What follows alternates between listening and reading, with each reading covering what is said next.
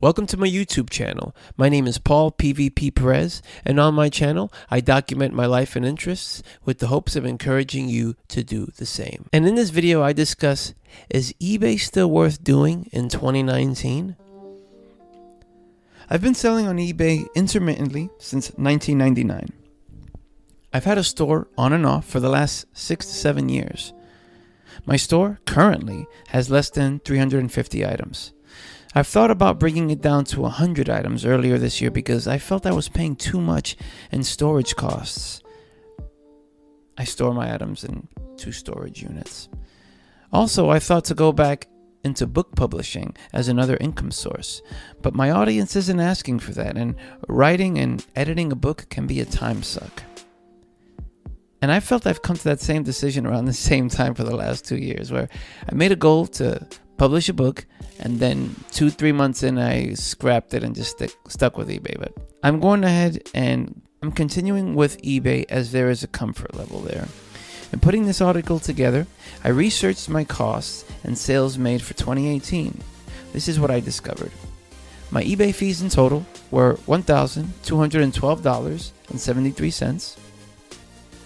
My storage room costs were $3,348.24. My sourcing for the entire year of 2018, my sourcing items to sell on eBay, was $500, but I'm going to get more to that figure in a bit.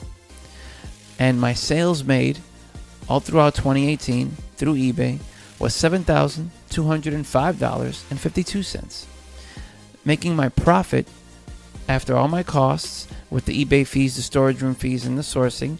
My profit was $2,144.35.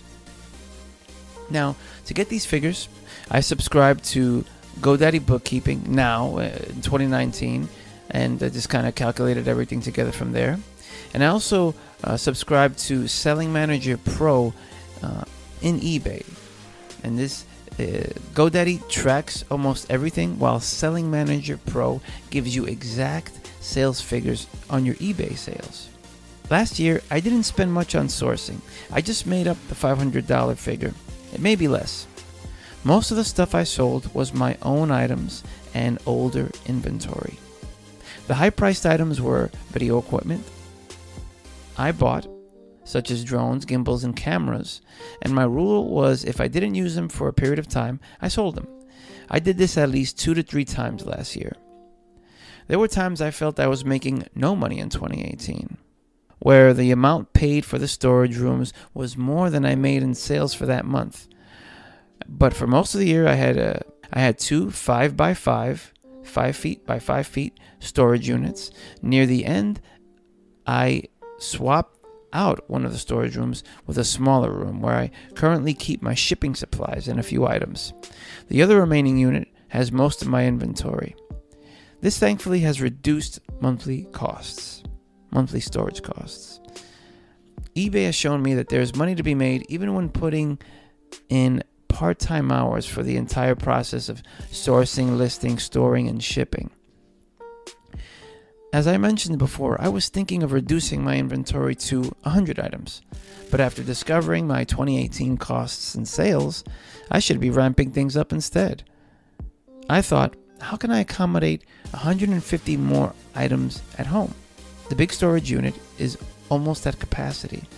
I went to my local 99-cent store, purchased various size plastic containers, and organized them neatly in my studio apartment. I'm excited to grow the store to 500 items. Why 500? This is what I think I can comfortably fit between my apartment and storage unit without my place looking like an episode of the Hoarders TV show. This year I will be sourcing more often as well, but I will try garage sales more so this spring-summer seasons for lower cost items and greater profits. I will also ask coworkers for older, stylish clothing they may be getting rid of. Nothing beats free, worthwhile inventory. I will still do the thrift stores in my neighborhood. How do I run my store?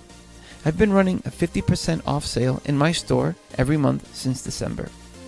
I'd rather the fast nickel than the slow dime.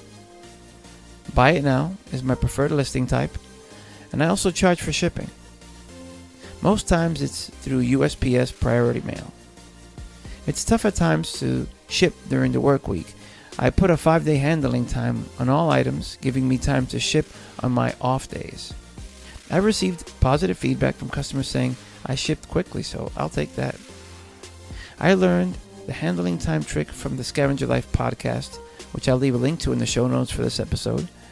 And they've been a big influence that I continue to follow.